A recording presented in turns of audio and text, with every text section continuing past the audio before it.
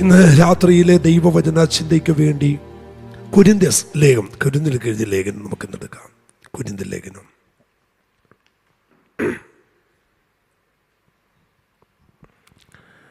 സ്തോത്രം. 1 കൊരിന്ത്യർക്ക് എഴുതിയ ലേഖനം 1-ാമത്തെ അധ്യായം അതിൻ്റെ 23-ാമത്തെ വേദവാക്യം.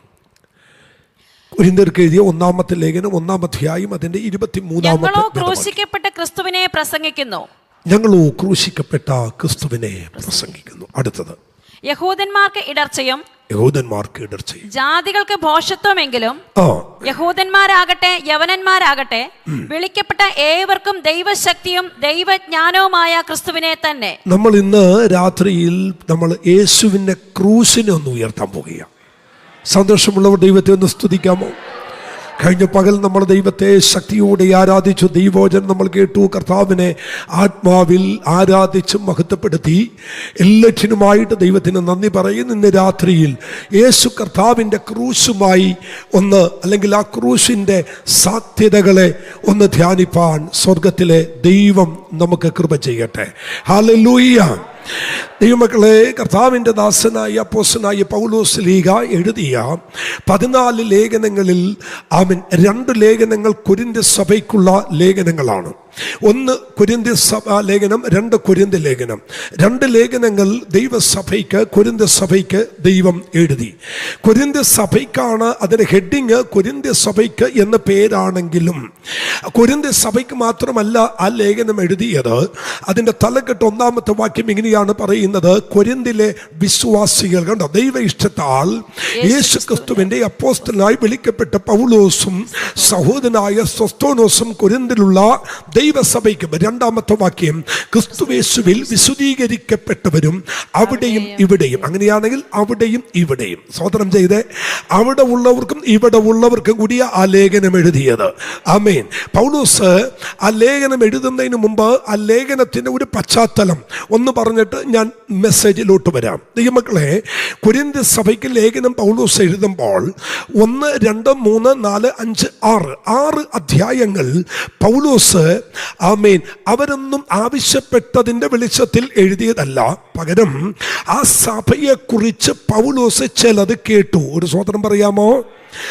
അങ്ങനെയൊക്കെയുണ്ട്. നല്ല ആത്മീക നേതൃത്വം നിൽക്കുന്ന ദൈവദാസന്മാർ സഭയെക്കുറിച്ച് കേൾക്കുമ്പോൾ ദൈവസഭയ്ക്ക് ചിലത് എഴുതിയൊക്കെ തരും. സ്വതന്ത്രം അല്ലേ?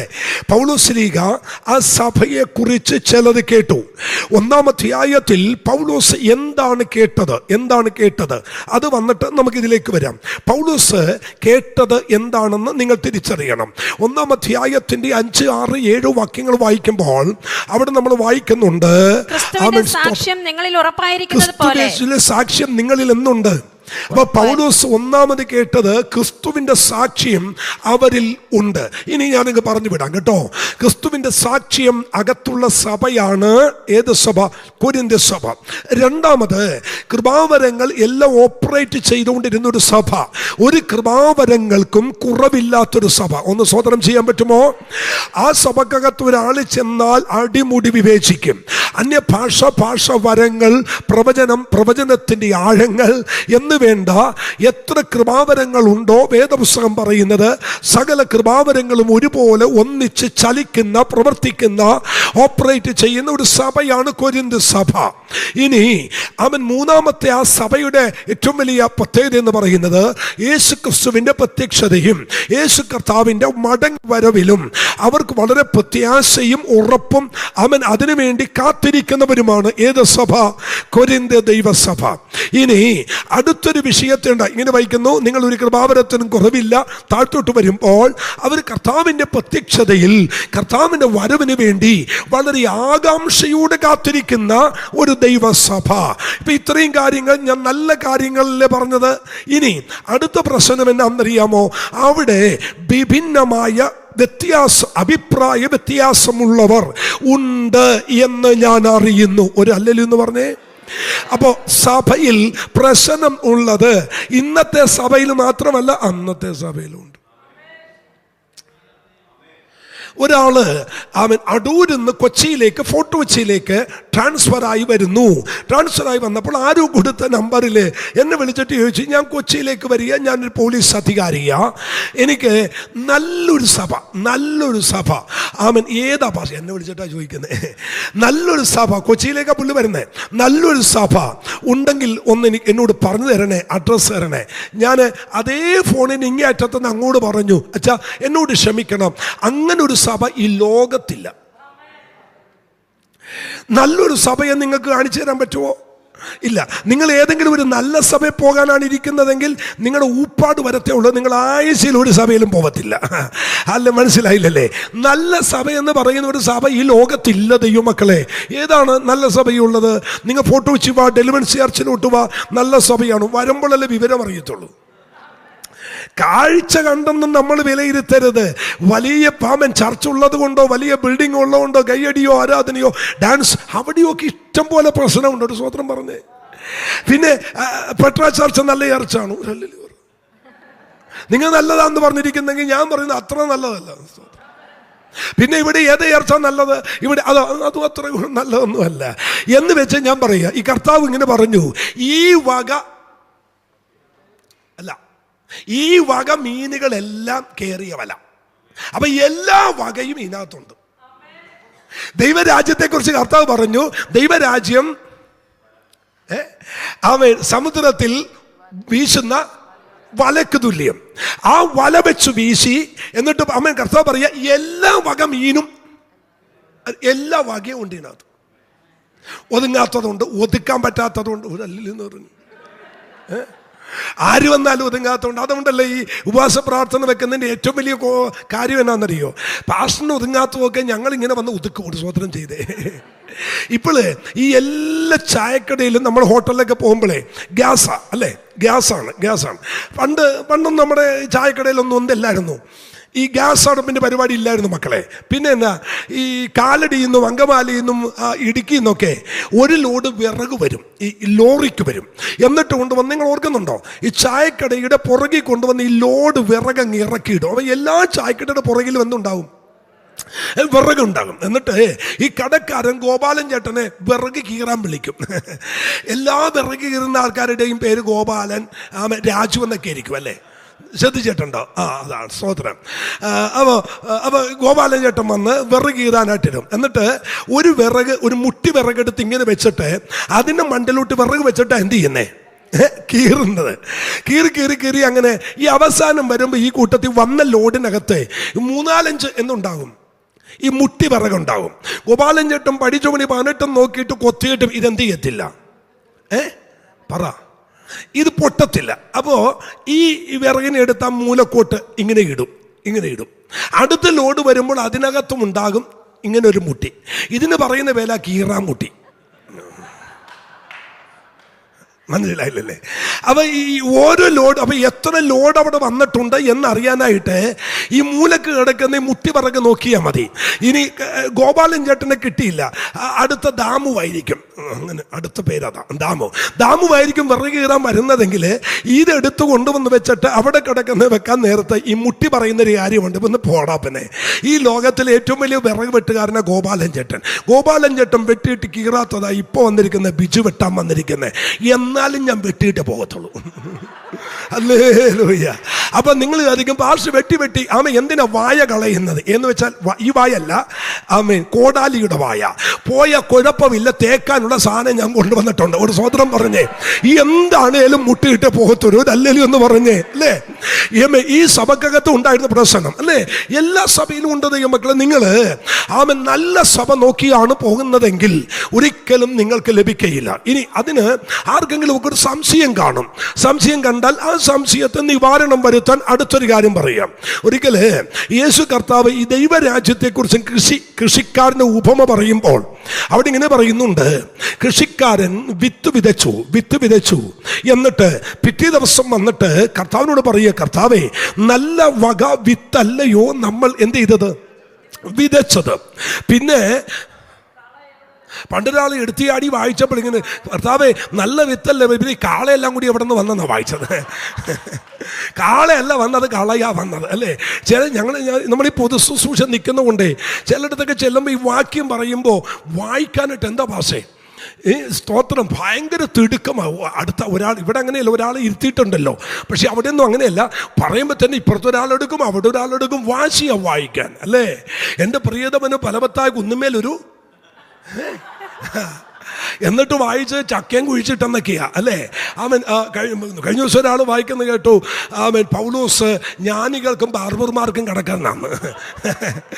അപ്പം തിടുക്കത്തി വായിക്കുന്നത് ഇങ്ങനെ വായിക്കണം, വായിച്ച് കയറണം, അങ്ങനെയൊന്നുമല്ല. പൗലോസ് ഈ സഭയെക്കുറിച്ച് ചിലത് കേട്ടു. എന്താ കേട്ടതെന്ന് നിങ്ങൾക്കിപ്പോൾ മനസ്സിലായി. പക്ഷെ അടുത്തത് പൗലോസ് കേട്ടു, അവിടെ ഈ വിഭിന്ന അഭിപ്രായ ചിന്താ കുഴപ്പമുള്ളവരുണ്ടെന്ന് ഞാൻ അറിയുന്നു.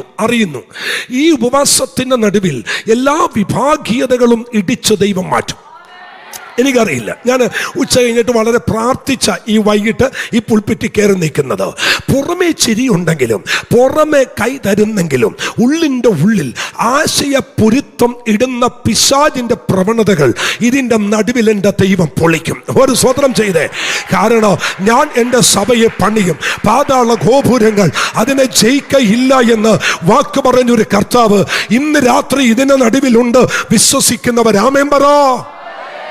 ദൈവമക്കളെ, അങ്ങനെയാണെങ്കിൽ പൗലോസ് ഈ സഭയ്ക്ക് 6 അധ്യായങ്ങൾ എഴുതിയത് ആ സഭയെ കറക്റ്റ് ചെയ്യാൻ, അല്ല പക്ഷെ അങ്ങനെയല്ലേ, ആ സഭയെ കറക്റ്റ് ചെയ്യാൻ വേണ്ടി 6 അധ്യായം എഴുതി. 7-ാം അധ്യായം തൊട്ട് സഭ ഒരു കത്തെഴുതിയിട്ട് പൗലോസിനോട് ചോദിച്ചു, ശ്വാസം മുട്ടിപ്പോയത് പരസംഗം ഹേതുവായി കർത്താവിൻ്റെ തിരുമേശയുമായി ബന്ധപ്പെട്ട് ഞങ്ങൾ എങ്ങനെ ശുശ്രൂഷ ചെയ്യണം. 7-ാം അധ്യായത്തിൽ പൗലോസിനോട് അവരങ്ങോട്ട് എഴുതി ചോദിച്ചു. അതിനുള്ള മറുപടിയാണ് ബാക്കിയുള്ള അധ്യായങ്ങളും 2-ാമത്തെ ലേഖനവും. പൗലോസിനോട് ചോദിച്ചതിൻ്റെ മറുപടി. എന്നാൽ ഇത്രയും പ്രശ്നമൊക്കെ നിന്ന സമയത്ത് സഭയിൽ പ്രശ്നമുണ്ട്, വിഭാഗ്യതയുണ്ട്, അപ്പോൾ തന്നെ കൃപാവരം കത്തുന്നുണ്ട്.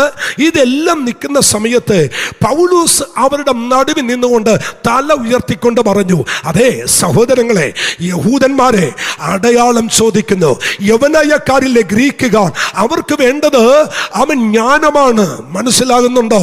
കുറച്ചു പേർ അടയാളം കാണാൻ വേണ്ടി വന്നിരിക്കുന്നു, കുറച്ചു പേര് ജ്ഞാനം കേൾക്കാൻ വേണ്ടി വന്നിരിക്കുന്നു. എന്നാൽ ദമസ്കോസിന്റെ പടിവാതിക്കൽ വെച്ച് യേശുവിനാൽ പിടിക്കപ്പെട്ട് സകലത്തിനും ജ്ഞാനത്താൽ നിറയപ്പെട്ട, ഇന്നത്തെ ഭാഷയിൽ പറഞ്ഞാൽ ഡബിളമ്മയെടുത്ത ബിരുദാനന്ദ ബിരുദമെടുത്ത ഫിലിപ്പി ലേഖനത്തിൽ പൗലോസ് പറയുന്നു, നിങ്ങൾക്കാർക്കെങ്കിലും ജഡത്തിൽ പ്രശംസിപ്പാനുണ്ടെങ്കിൽ നിങ്ങളെക്കാൾ അധികം എനിക്കുണ്ട്. എന്നിട്ട് താഴെ നിന്ന് തുടങ്ങിയ 8-ാം നാളിൽ പരിച്ഛേദന ഏറ്റവൻ, ന്യായ പ്രമാണം സംബന്ധിച്ച് പരീശൻ, യാബോക്ക് നദി നീന്തി കടന്ന് ഇസ്രായേൽ എന്ന പേര് വന്ന യാക്കോബിന്റെ സന്താന പരമ്പര തീർന്നില്ല. 1-ാമത്തെ ഇസ്രായേലിന്റെ രാജാവായ ശൗലുണ്ടല്ലോ, അവൻ ബെന്യാമിൻ ഗോത്രക്കാരനാ. ബെന്യാമിൻ ഗോത്രത്തിലെ രാജകീയ കുടുംബത്തിൽ ജനിച്ചവനാണ് ഞാൻ. ഇനി ഇതൊന്നും പോരാഞ്ഞിട്ട് ശുഷ്കാന്തി സംബന്ധിച്ച് സഭയെ അധികം മുടിപ്പിച്ചവനാ. ഇത്രയും വലിയ കഴിവും പ്രാപ്തിയും എല്ലാം നിറഞ്ഞ പൗലോസ് പറയുന്നു, ഇതൊന്നും എനിക്ക് ഉയർത്താനില്ല. എനിക്ക് ഉയർത്താൻ ഒന്നുണ്ട്, യേശുവിന്റെ ക്രൂശിലല്ലാതെ എനിക്ക് പ്രശംസിപ്പാൻ. ഉറക്കെ പറയാമോ ദൈവമക്കളെ? പൗലോസ് പറയുന്നു, യഹൂദന്മാർ അടയാളം ചോദിക്കുന്നു, യവനായക്കാർ ജ്ഞാനം അന്വേഷിക്കുന്നു, ഞങ്ങളോ ക്രൂശിക്കപ്പെട്ടവനായ ക്രിസ്തുവിനെ പ്രസംഗിക്കുന്നു. ദൈവമക്കളെ, ഇന്ന് കുറയുന്ന മെസ്സേജ് ക്രൂശിന്റെ പ്രസംഗമാണ്. ഇന്ന് അനേകര് അനുഗമിക്കുന്നത് ക്രൂശിനെ അല്ല. എന്നാൽ ഇന്ന് പകൽ ഇവിടെ ഉയർത്തപ്പെടുന്ന ഈ ദൈവശബ്ദത്തിന്റെ നടുവിൽ ഞാൻ നിന്ന് വിളിച്ചു പറയുന്നു, മക്കളെ, നാം ഇവിടെ നിൽക്കുന്നത് യേശുവിന്റെ ക്രൂശ് കാരണമാണ്. നാം ഇന്നിവിടെ ആയിരിക്കുന്നത് യേശുവിന്റെ ക്രൂശിന്റെ വിടുതലാണ്. അത് മനസ്സിലാക്കുന്ന എത്ര ദൈവമക്കളുണ്ട്? അവർ ഇന്ന് രാത്രി വേളയിൽ കരമടിച്ച ദൈവത്തിന് നന്ദി പറഞ്ഞേ.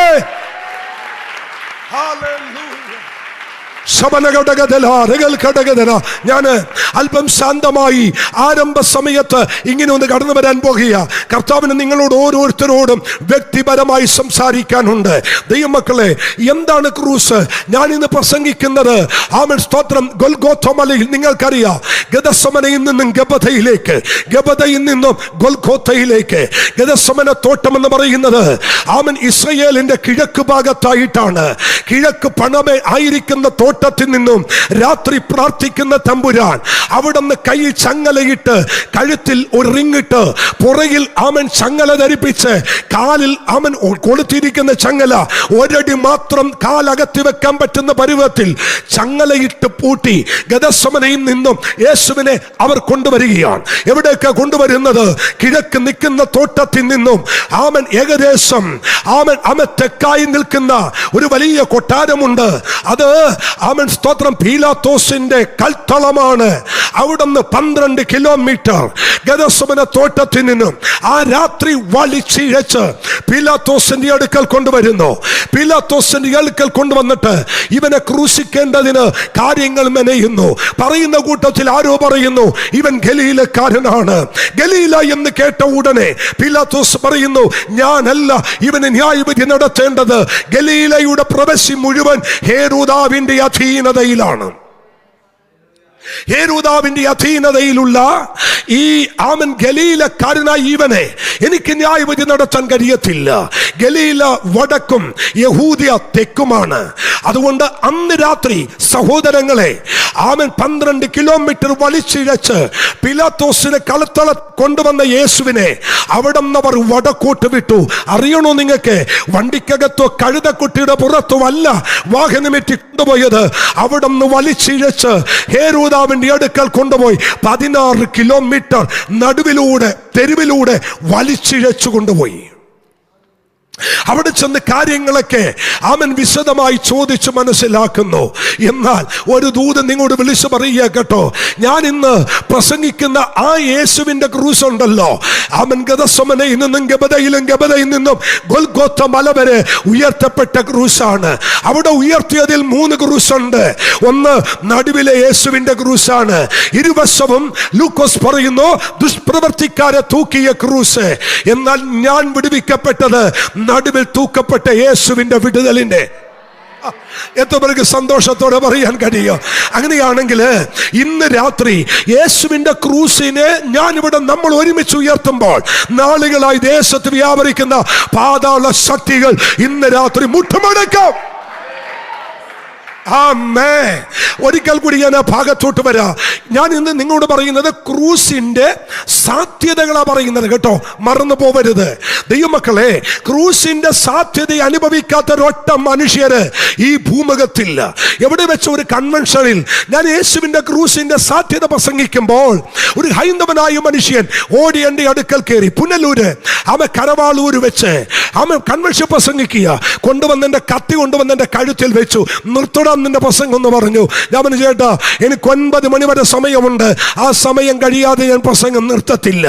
അവൻ മുള്ളി പറഞ്ഞു, ഒരു കാര്യം നീ തിരുത്തണം. ഞാൻ ചെന്നാ തിരുത്തേണ്ടത്, എന്റെ വീട്ടിൽ ക്രൂസിന്റെ സാന്നിധ്യമില്ല. ഞാൻ പറഞ്ഞു, ചേട്ടാ മണ്ടത്തരം പറയല്ലേ, ക്രൂസിന്റെ സാധ്യതയില്ലാത്ത ഒറ്റ ഭവനമില്ല.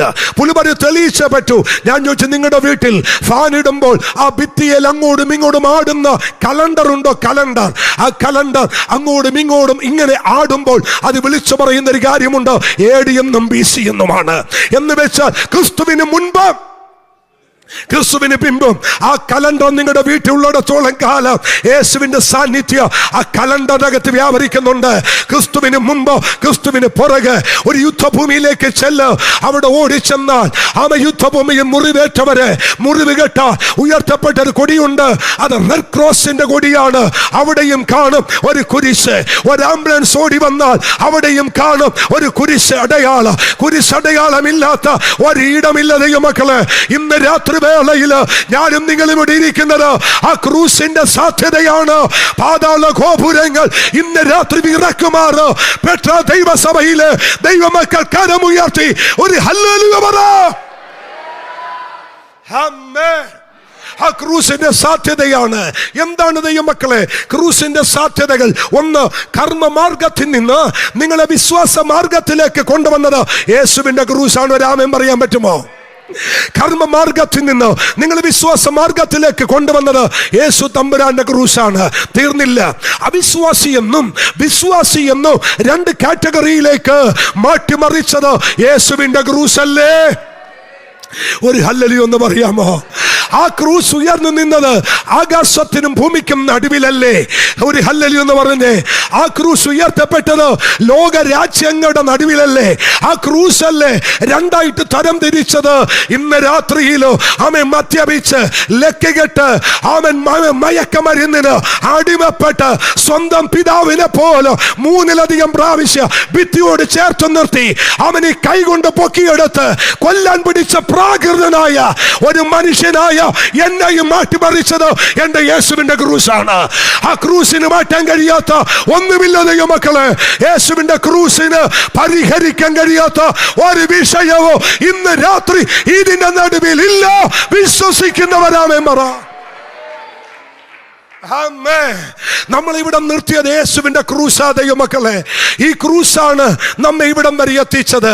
അങ്ങനെയാണെങ്കിൽ എന്താണ് ക്രൂസിന്റെ ഒന്നാമത്തെ സാധ്യത? വേഗത്തിൽ വരാം. അവൻ സന്തോഷത്തോടെ നമുക്ക് ആ തിരുവചനത്തിലേക്ക് ശ്രദ്ധിക്കാം.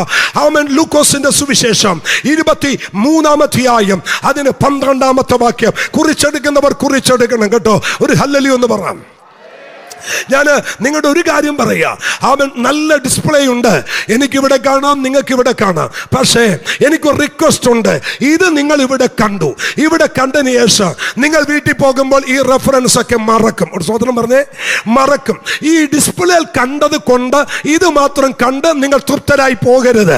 നിങ്ങളുടെ കയ്യിൽ ഒരു പേന ഉണ്ടാകണം, നിങ്ങളുടെ കയ്യിൽ പേപ്പർ ഉണ്ടാകണം. നിങ്ങൾ എത്ര വലിയ മെമ്മറി ഉള്ള ആളെന്ന് പറഞ്ഞാലും ഞാനിവിടെ പ്രസംഗിക്കുന്നതിന്റെ റെഫറൻസ് നിങ്ങൾ മറന്നു പോകും. അതുകൊണ്ട് കയ്യിലിരിക്കുന്ന വേദപുസ്തകം തുറന്ന് ഒരു പേപ്പർ എടുത്തു വെച്ച് ഒരു പേന എടുത്തു വെച്ച് പറയുന്ന റെഫറൻസ് നിങ്ങൾ എഴുതിയെടുക്കണം. ഒരു ഹല്ലേലൂയ പറ.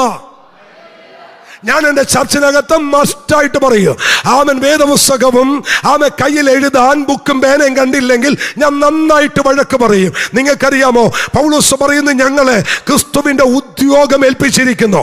ഞങ്ങൾ ഉദ്യോഗം ചെയ്യുന്ന കർത്താവിന്റെ വേല ഞങ്ങൾ നിങ്ങളെ പഠിപ്പിക്കുമ്പോൾ അതങ്ങനെ തന്നെയോ എന്ന് വീട്ടിൽ ചെന്ന് ദിനം പ്രതി പരിശോധിക്കണം. വരുന്ന ഉപദേശിമാര് എന്തോ പറഞ്ഞു പോയെന്ന് വിട്ടുകൊടുക്കരുത്. നിങ്ങൾ പറയുന്നത് എഴുതി വെക്കണം. അതിനകത്ത് സംശയമുണ്ട് ചോദിക്കണം. വചനത്തിന് വിരുദ്ധമായി പറയുന്നെങ്കിൽ ഈ ഹാള് കിടക്കുന്നതിന് മുമ്പ് പീഡിച്ചു നിർത്തി ചോദിക്കണം, പക്ഷേ അത് തെറ്റല്ലേ? അങ്ങനെ ചെയ്യുന്നവരാ ദൈവമക്കൾ. കാരണം എന്തും കേട്ട് നമ്മൾ കൈയടിച്ച് പോവരുത്. എഴുതി വെക്കണം കുഞ്ഞുങ്ങളെ. വീട്ടിൽ ചെന്നിട്ട് ഇത് പോയിന്റ് ആയിട്ട് എഴുതണം. എന്നെങ്കിലും ഒരു ദിവസം ഈ മെസ്സേജുകൾ നിങ്ങൾക്ക് എവിടെയെങ്കിലും ഒക്കെ പ്രയോജനപ്പെടും. കരമുയർത്തി ദൈവത്തെ ഒന്ന് സ്തുതിച്ചേ. ഒന്നാമത്തെ ചിന്ത എന്താണ് ക്രൂസിന്റെ സാധ്യത? വായിക്കാം. അന്ന് ഹെരോദാവും പീലാത്തോസും തമ്മിൽ സ്നേഹിതന്മാരായി തീർന്നു. അന്ന് പീലാത്തോസും ഹെരോദാവും തമ്മിൽ എന്തായി തീർന്നു? സ്നേഹിതന്മാർ. എന്ന് സ്നേഹിതന്മാരായി. ശ്രദ്ധിക്കണം. അതിന് ഇവർ സ്നേഹിതന്മാര് ആകാനുള്ളൊരു കാര്യമുണ്ട്. ഇവര് മുൻപേ വൈരം ആയിരുന്നു. നിങ്ങൾ ശ്രദ്ധിച്ചേ, അവർ തമ്മിൽ എന്തായിരുന്നു? വൈരം ആയിരുന്നു എന്ന് വെച്ചാൽ പിണക്കമായിരുന്നു. ഞാൻ പറഞ്ഞില്ലേ, ഗലീല സ്തോത്രം വടക്കും യഹൂദിയ തെക്കുമാണ്. ഗലീല, യഹൂദിയ, ശമരിയ 3 പ്രവശ്യകളാണ് നിൽക്കുന്നത്. റോമാക്കാര് 3 പട്ടണങ്ങളെയും ഭരിച്ചുകൊണ്ടിരിക്കുമ്പോൾ എല്ലാ ഏരിയകളും ഭരണം നടത്തുന്നത് റോമൻ ഗവൺമെന്റ് ആണ്.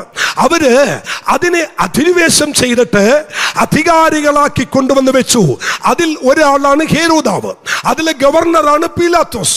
പക്ഷെ അവർ തമ്മിൽ ഒരു രാജ്യത്തിന്റെ കീഴിൽ വർക്ക് ചെയ്യുന്നവരാ. ഒരാമൻ പറയാമോ? അവര് കയ്യിൽ കിടക്കുന്ന നമ്മള് ഈ അതോറിറ്റി ഉള്ള ആളുകൾ സിഗ്നേച്ചർ പേന വെച്ചിടും. പക്ഷേ അന്നത്തെ ആളുകൾ പേന വെച്ചല്ല സിഗ്നേച്ചർ ഇടുന്നത്. അവിടെ കയ്യിൽ കിടക്കുന്നൊരു മോതിരമുണ്ട്. ആ മോതിരത്തിൽ കൈസരുടെ മുഖം പതിച്ച ഒരു രൂപം ആ മോതിരത്തിലുണ്ട്. അവർ സൈൻ ചെയ്യുന്നത് നമ്മൾ സൈൻ ചെയ്യുന്ന പോലെയല്ല, പകരം ഈ മോതിരമാണ് മൊത്തിയിട്ട് അവരെന്ത് ചെയ്യുന്നത്, സൈൻ ചെയ്യുന്നത്. അപ്പോ ഗവർണറായ പീലാത്തോസിന്റെ കയ്യിൽ കിടക്കുന്ന മോതിരവും ഹെരോദാവിന്റെ കയ്യിൽ കിടക്കുന്ന മോതിരവും റോമൻ കൈസരുടെ മോതിരമാണ്. അവരിട്ടിരിക്കുന്ന യൂണിഫോം റോമൻ യൂണിഫോം ആണ്. അവര് പ്രതിദാനം ചെയ്യുന്ന രാജ്യം റോമൻ സാമ്രാജ്യമാണ്. അവർ വാങ്ങിക്കുന്ന കറൻസി റോമൻ സാമ്രാജ്യത്തിന്റെയാണ്. പക്ഷേ തമ്മിൽ നോക്കത്തില്ല, തമ്മിൽ കൈയൊടിക്കില്ല, തമ്മിൽ ഒരു മേശയുടെ കീഴിൽ അവർ ഇരിക്കത്തില്ല. എന്ത് പറഞ്ഞാലും അവർ ഒരുമിച്ചൊരു സ്ഥലത്ത് വരത്തില്ല. പണ്ടിങ്ങനെയല്ലായിരുന്നു, പണ്ട് വളരെ സ്നേഹമായിരുന്നു. അതുകൊണ്ടാണ് മുൻപേ അത് ഭയങ്കര സ്നേഹമായിരുന്നു. എങ്ങനെയാ ഇവർ തമ്മിൽ വൈരമായത്? ഒരു രാജ്യത്തിന്റെ കീഴിലുള്ള ഇവരെങ്ങനെയാ തമ്മിൽ പ്രശ്നമായത്? ഒറ്റക്കാര്യം പറയാം. ഈ ഒരിക്കല് യഹൂദിയയിൽ നിന്ന് ഗലീലയിൽ നിന്ന് ഹെരോദാവിന്റെ കുറെ പടയാളികൾ കുറെ കുന്തവും പരിചയമായി യഹൂദിയിലേക്ക് വന്നു. അവർ കൊണ്ടുവന്ന പരിചയിൽ അവരുടെ അന്യ ദൈവങ്ങളുടെ ഫോട്ടോ പതിച്ചിരുന്നു. അന്യ ദൈവങ്ങളെ പ്രീതിപ്പെടുത്തുന്ന, അന്യ ദൈവങ്ങളുടെ രൂപം കൊത്തിയ പരിച പിടിച്ചുകൊണ്ട് അവർ ഗലീലയിൽ നിന്നും യഹൂദയിലേക്ക് വന്നു. നമുക്കറിയാം, യഹൂദൻ ലോകത്തിൽ വെച്ച് ഏറ്റവും വലിയ ഓർത്തഡോക്സ് മതം എന്ന് പറയുന്നത് യഹൂദന്മാരാണ്, ഇസ്രായേലാണ്. അവർക്ക് വിഗ്രഹാരാധന ഒട്ടും ഇഷ്ടമല്ല, വിഗ്രഹാരാധന അവർക്ക് വെറുപ്പാണ്. ഇങ്ങനെ ഗലീലയിൽ നിന്ന് യഹൂദയിലേക്ക് ഈ കൊണ്ടുവന്ന പരിചയിൽ അവരുടെ ദൈവത്തെ കൊത്തിവെച്ചത് കൊണ്ട് യഹൂദന്മാർക്ക് ഇഷ്ടമല്ലാതെയായി. യഹൂദന്മാർ അതിനെ എതിർത്തത് നിമിത്തം ഒരു കലഹമുണ്ടായി. ആ കലഹത്തിന്റെ നടുവിലേക്ക് റോമൻ ഗവർണറായ പീലാത്തോസ് തന്റെ പട്ടാളത്തെ ഇറക്കി അടിച്ചു. അടിയെന്ന് പറയുന്നത് വലിയ കലക്കമായി മാറി. യെരുശലേമിൽ ഇന്ന് വരെ ഉണ്ടാകാത്തതുപോലെ വലിയ കലക്കമുണ്ടായി. ഈ കലക്കത്തിന്റെ നടുവിൽ കുറെ യഹൂദന്മാര് ഓടി ആലയത്തിനകത്തോട്ട് കയറി. ഗലീലെന്ന് വന്നവരും ഓടി ആലയത്തിനകത്ത് കയറി. കുറച്ചു കഴിഞ്ഞപ്പോൾ ആടിനെ യാഗം കഴിക്കുന്ന പരിശുദ്ധമായ ആരാധനാലയത്തിനകത്ത് യഹൂദന്മാരുടെയും ഗലീലക്കാരുടെയും റോമക്കാരുടെയും ഒക്കെ ചോര ഒഴുകാൻ തുടങ്ങി. നിങ്ങൾ കേട്ടിട്ടുണ്ടോ? നിങ്ങളുടെ ഇരിപ്പ് കണ്ടിട്ട് ഒരു സംശയം പോലെ തോന്നുന്നു. എന്നാൽ എനിക്കൊരു വാക്യം തന്നാലേ പറ്റത്തുള്ളൂ. വായിക്കാം. ലൂക്കോസിന്റെ സുവിശേഷം 13-ാം അധ്യായം 1-ാമത്തെ വാക്യം. ആ സംശയം അങ്ങ് തീർത്തേക്കാം, ഇതുണ്ടോന്നറിയാനാ. വായിച്ചോ. ആ സമയത്ത് തന്നെ അവിടെ ഉണ്ടായിരുന്ന ചിലർ പീലാത്തോസ് ചില ഗലീലക്കാരുടെ ചോര അവരുടെ യാഗങ്ങളോട് കലർത്തിയ വർത്തമാനം അവനോട് അറിയിച്ചു എന്ന് വെച്ചാൽ ഇതാ സംഭവം.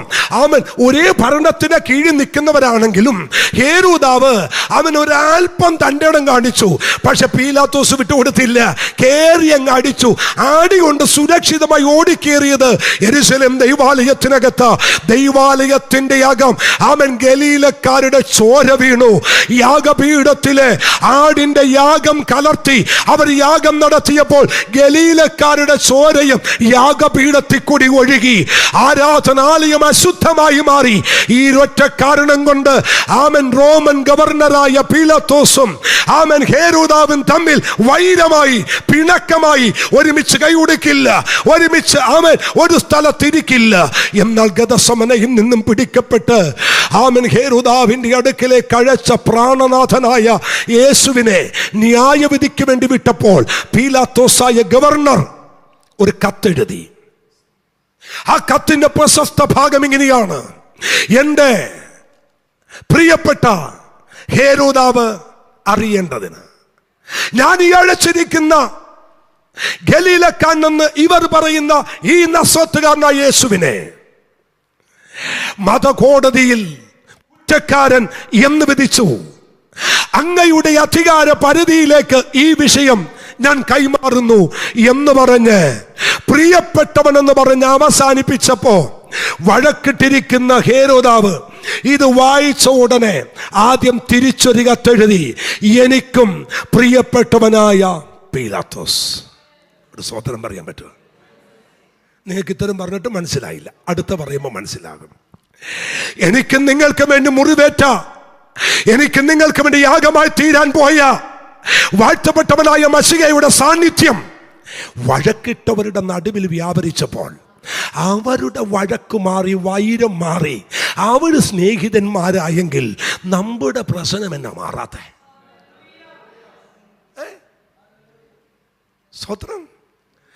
ആമേൻ. ദൂത് മനസ്സിലാകുന്നുണ്ടോ? ഇത് ഞാനൊരു അല്പസമയം ഒന്ന് ധ്യാനിക്കും. ആമേൻ.